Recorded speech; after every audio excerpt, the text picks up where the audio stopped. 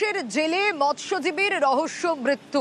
14 জুলাই দুটি ট্রলার আটক করেছিল তারা জল সীমানা পার করার অভিযোগে, আর তারপর থেকে বাংলাদেশের জেলেই থাকতে হয়েছিল এই মৎস্যজীবীদের। কিন্তু তাদের মধ্যেই এক মৎস্যজীবীর রহস্য মৃত্যু। কিভাবে মৃত্যু, পরিবার কি অভিযোগ করছে, এখনো পর্যন্ত কি জানা যাচ্ছে, আরো বিস্তারিত জানাতে পারবে বিশ্বজিৎ রয়েছে আমার সঙ্গে। বিশ্বজিৎ, এই রহস্য মৃত্যু, কিভাবে মৃত্যু, এখনো পর্যন্ত কি জানা যাচ্ছে?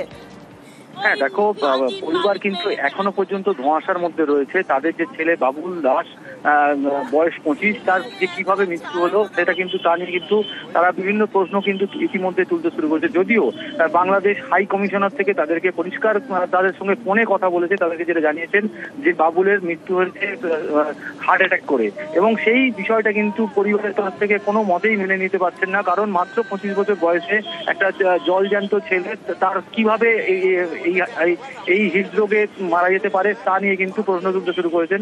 যদিও মৎস্যজীবী সংগঠনের তরফ থেকে এবং যে অন্যান্য যে অন্য ট্রলারে যারা ওখানে আটকে রয়েছেন, অর্থাৎ 38 জন ওখানে আটকে রয়েছেন, এফবি মঙ্গলচণ্ডী এবং এফবি ঝড়, এই দুটি ট্রলারের মোট 38 জন কিন্তু ইতিমধ্যে ওখানে আটকে রয়েছে। তাদেরও পরিবারের তরফ থেকেও কিন্তু এখনো সেই উদ্বিগ্নের মধ্যে রয়েছে। তারাও চিন্তায় পড়েছেন, তাহলে কি তাকে মারধর করে মেরে ফেলা হলো, বা আরো যারা মৎস্যজীবীরা আছে তাদের উপর কি বাংলাদেশ সরকার অত্যাচার চালাচ্ছে, এটা নিয়ে কিন্তু এই মুহূর্তে প্রশ্ন তুলতে শুরু করেছে কাকদ্বীপের মৎস্যজীবী পরিবার থেকে এবং সংগঠনের তরফ থেকে। সোনিয়া, বেশ।